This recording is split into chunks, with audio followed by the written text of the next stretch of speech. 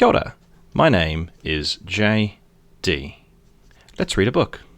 This is Once Upon a Midnight by Nix Whittaker. Nix Whittaker is an independent Aotearoa author, and I'd like to start, as usual, by saying a big thanks to them for allowing me to read Once Upon a Midnight here on my YouTube channel. Let's get into it. Covered in hot chocolate and blood, Raven finds herself on the doorstep of the local dragon house, begging for protection. Unfortunately, they can only help her if she agrees to marry the dragon who is head of security for Alexander House. With assassins after her and the mysterious death of her boss, Raven has little choice but to accept Dominic's offer. Before Ninjas and Dragons, she had been working on a classified project that would take humans to the home of the dragons. The most dangerous part of her job had been dealing with misogynistic co-workers, so she is ill-prepared to deal with attacks in the middle of the night.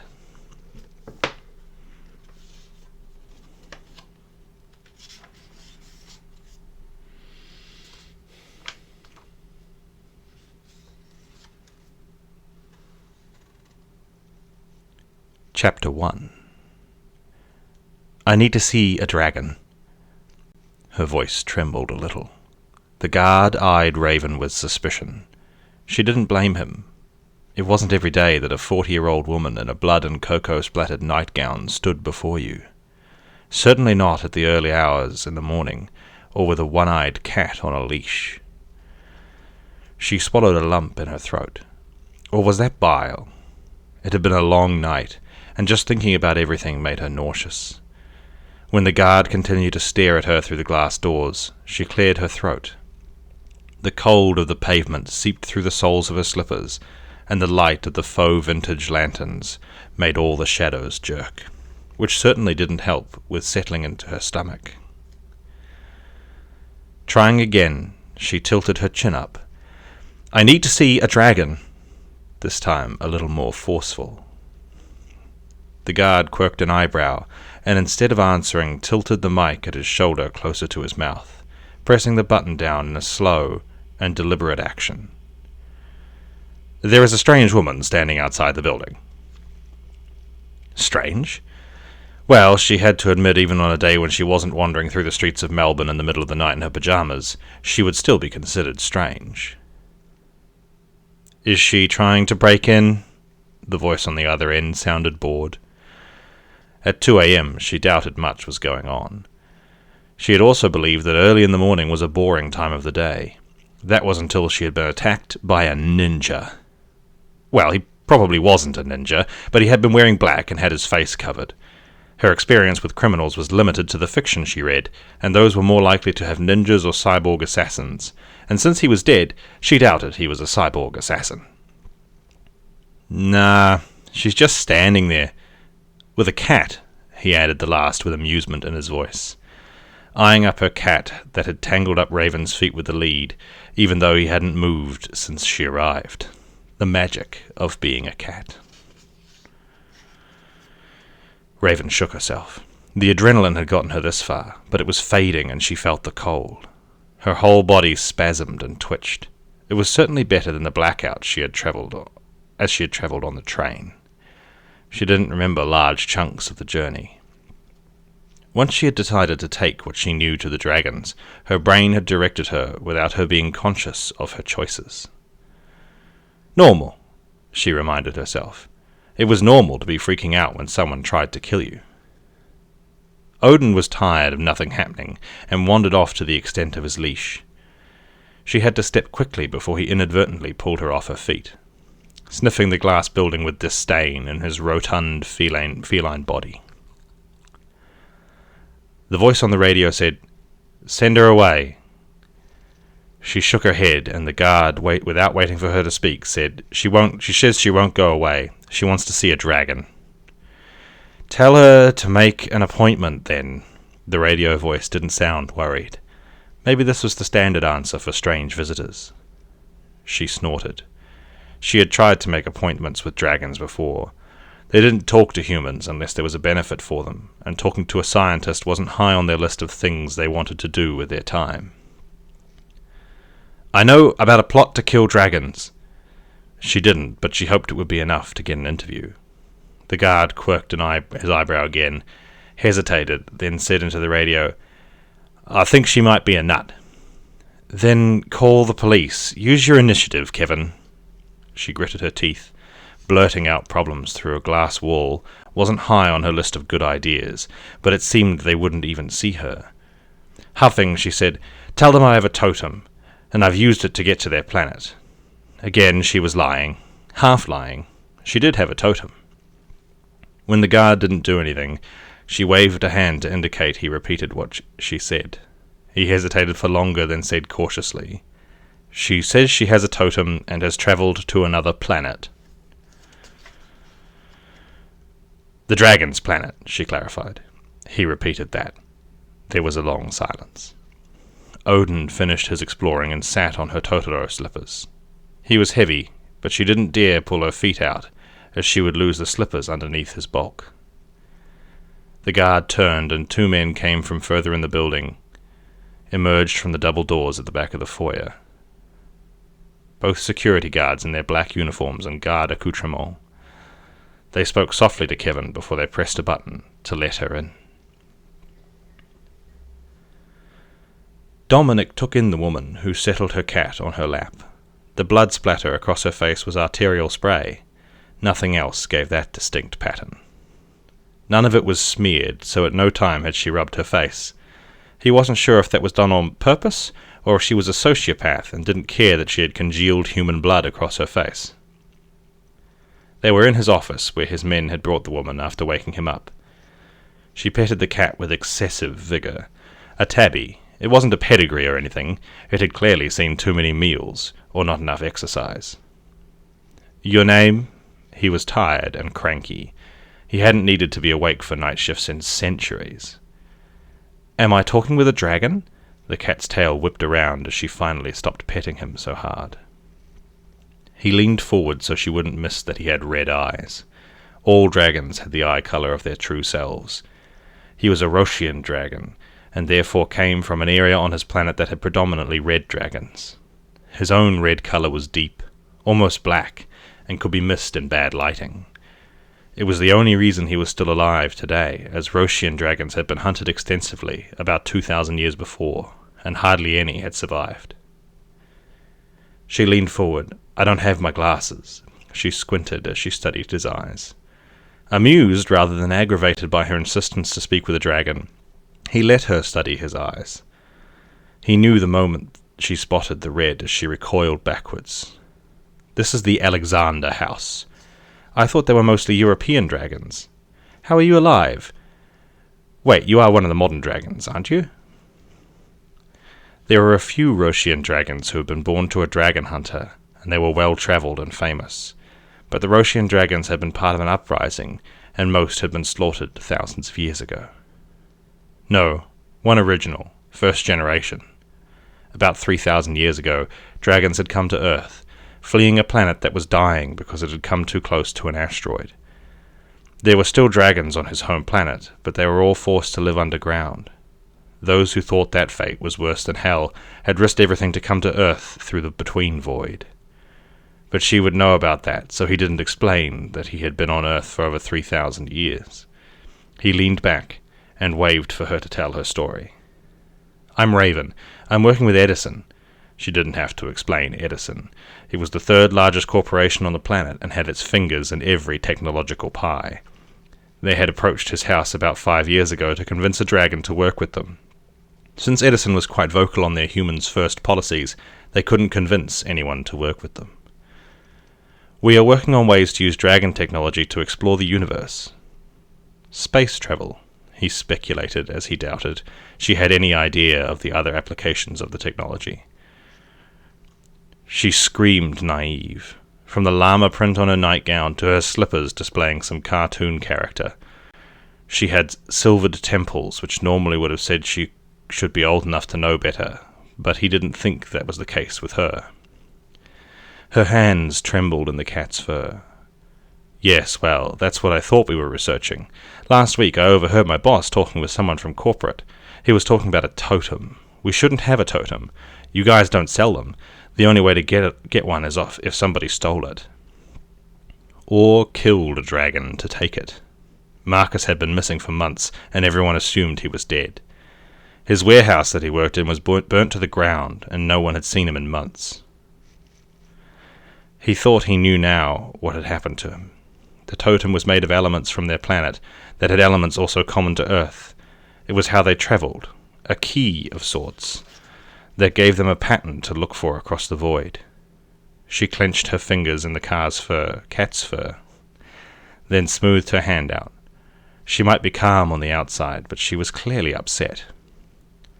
I was curious about the totem. Who wouldn't be? It is the key to travelling to your home planet. We've cracked some of the science behind your travelling abilities, but we've never had a link to another planet, so we haven't been able to travel that way.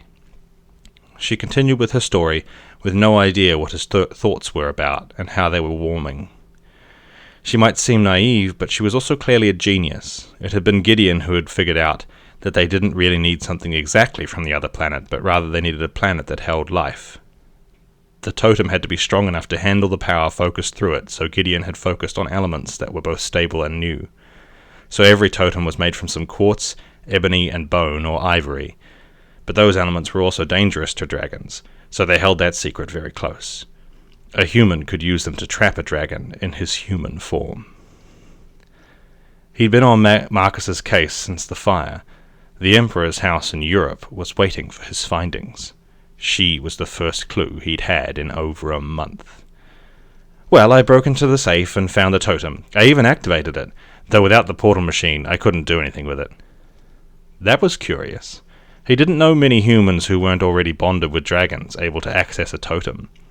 And he certainly hadn't expected this little mouse of a woman to do something like thievery. That made him look her over again. She was a plump woman who looked soft rather than obese. Her undyed hair had silver at the temples. Her nails were short and neat. A clear coat of lacquer on them said she will do self-care, but only enough to please herself. He liked that. Too many women thought self-care meant making themselves look beautiful for the male gaze. Everything about her said she did things with no regard to what others thought of her, and everything about pleasing herself. A single woman. Probably had never had a serious relationship. Certainly didn't have kids. Not with the way she pampered the ugly cat. He had some idea where this story was heading, and he was contemplating how he would play this. When I came back, I tried to put it back, but I heard my boss coming back, so I kept it. I planned to put it back the next day, I swear. Then my boss was killed in a car accident. She scratched her cheek carefully, so she didn't want to touch the blood. Her hand was shaking, and she went back to vigorously petting her cat, who put up with it patiently, even though it was swinging its tail like a battle-axe. They closed down the project while everyone dealt with his death. I tried to get back into the lab, but everything was locked down tight. Then tonight I was struggling to sleep, and I got up to make myself some hot chocolate to see if that would help me sleep, when this ninja... Well, maybe not a ninja, but this man came in and tried to kill me. I hit him with the hot chocolate, and then I grabbed the closest weapon. There was a long pause before she continued, as she visibly collected herself. I killed him. The last was said with despair in her tone, her shoulders dropping and her eyes covered by her hair. I couldn't think of any other reason for someone to kill me except for the totem. I couldn't go to work. I've worked there for almost 15 years. She blinked suddenly, and he wondered if she was about to break down into tears. Her language was breaking down, but he knew what she meant. She couldn't get her mind around a company that had been nearly family turning on her in such a shocking betrayal. He waited to see if she would crumble, but she held on, so he thought to redirect her.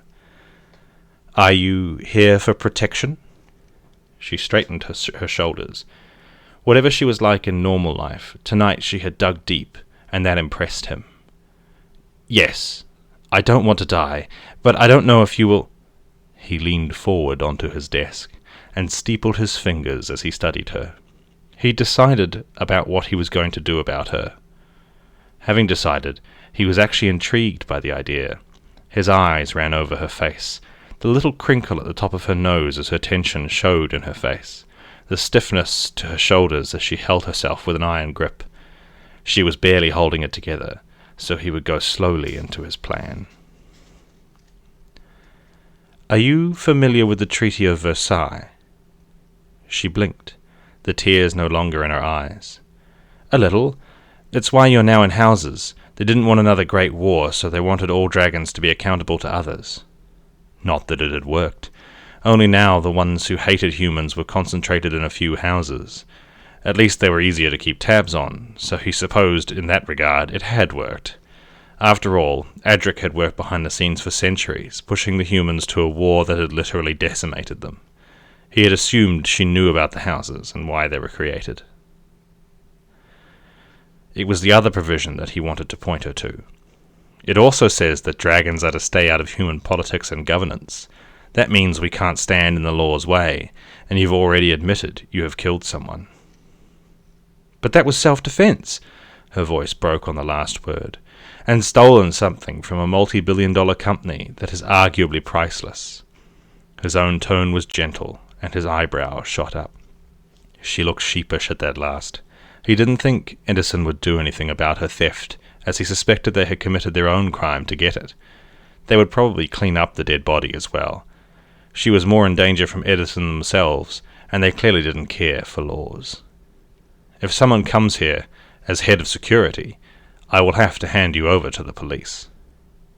"So you can't protect me?" Her lips pursed, her skin going pale. "I didn't say that. The only exception to this is when dragons bond to humans. The first bonding is to be adopted as a sister. Family, but not quite family." She sat up straighter in the chair as he gave her some hope. "I could be someone's adopted sister." He didn't want to tell her that she was adorable, but she really was, even with the blood splattered across her face. "That won't work, though." He knew he was evil to drag this out, but he loved the emotion crossing her face without even a hint of deception. She frowned. He was enjoying this more than he should have. This kind of bonding has no outward representation, and the government will want irrefutable proof that you are bonded to a dragon before they back down from a murder case.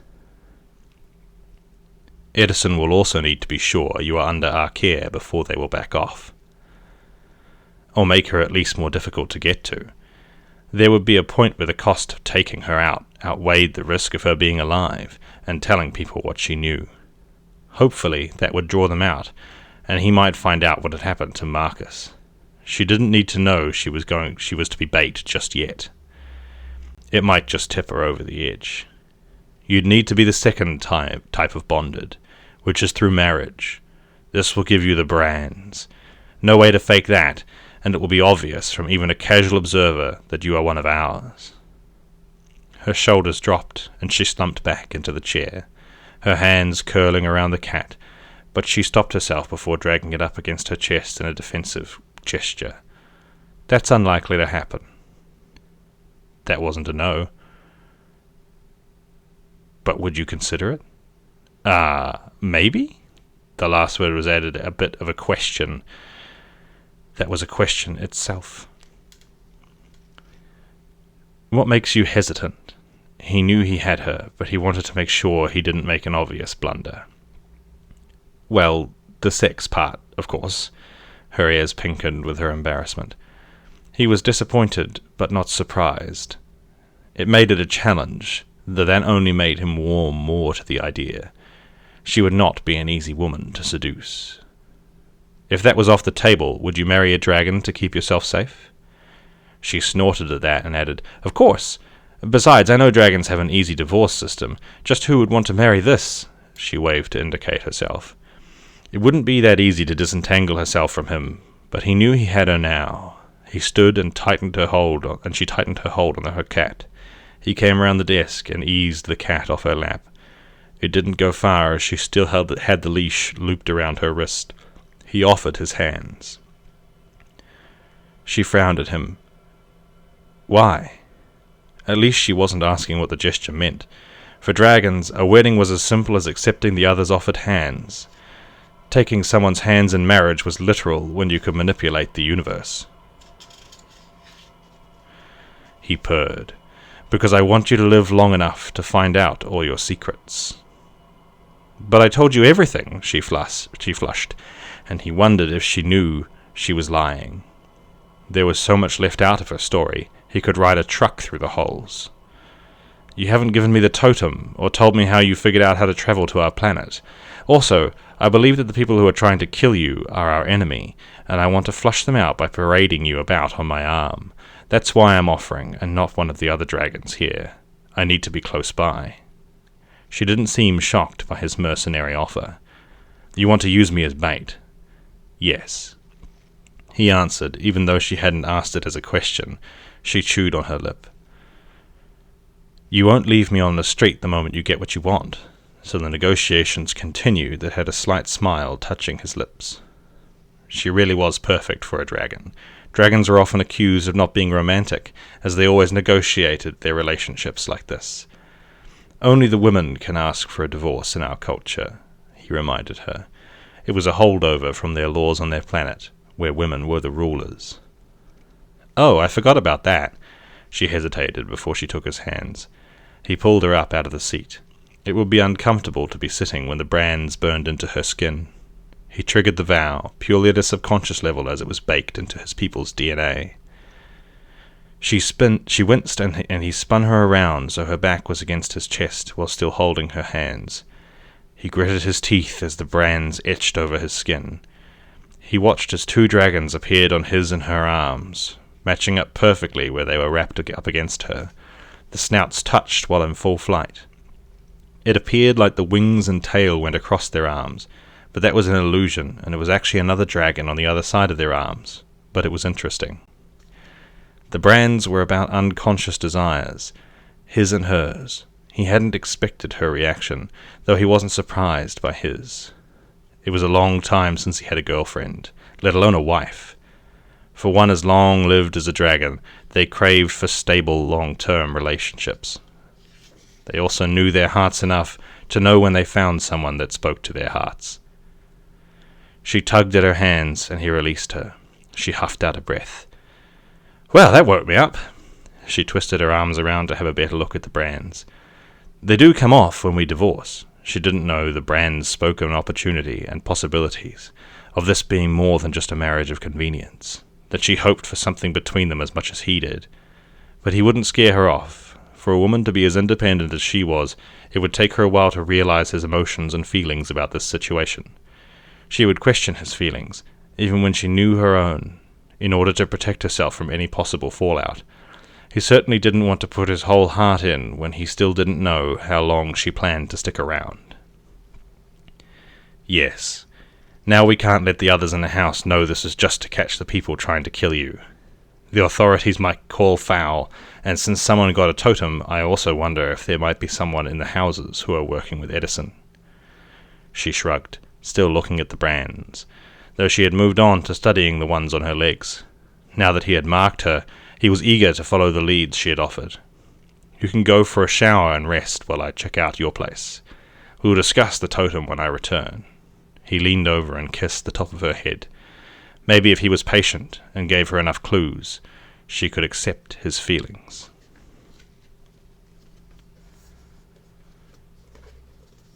And that was Chapter 1 of Once Upon a Midnight by Nix Whittaker. I really liked the opening there. Quite unexpected series of events, sort of opening right away with a person turns up on a doorstep in a nightgown covered in cocoa and blood. That's a bold move, a bold literary choice, and I think it was really well pulled off there. I especially empathize with the guard. I have been a doorman in a number of pretty rough places all through the night before, and the 2 a.m. person turning up, I tell you what, it wouldn't have been beyond the pale for a 40-year-old woman in a nightgown with blood splatters on it to turn up and ask about dragons. We certainly had our fair share of people at 2 a.m. and beyond. So yes, that was Once Upon a Midnight by Nix Whittaker. Again, Nix is a independent Aotearoa author, so get out there and grab a copy for yourself. They've got a bunch of other works included in here as well. So get on and support Nix, support independent authors. I will, of course, leave links to where you can purchase the book in the description, as well as links to Nix's social media. And as always, thank you very much for watching and listening, everyone. If you like this video, please consider leaving a like, and if you want to see more like this video, please do subscribe. ring the bell, and if you have any suggestions for books I might read in the future, or if you want me to read your book, or if you want to talk about Once Upon a Midnight, please comment below. Thank you so much once again, and I'll see you next time.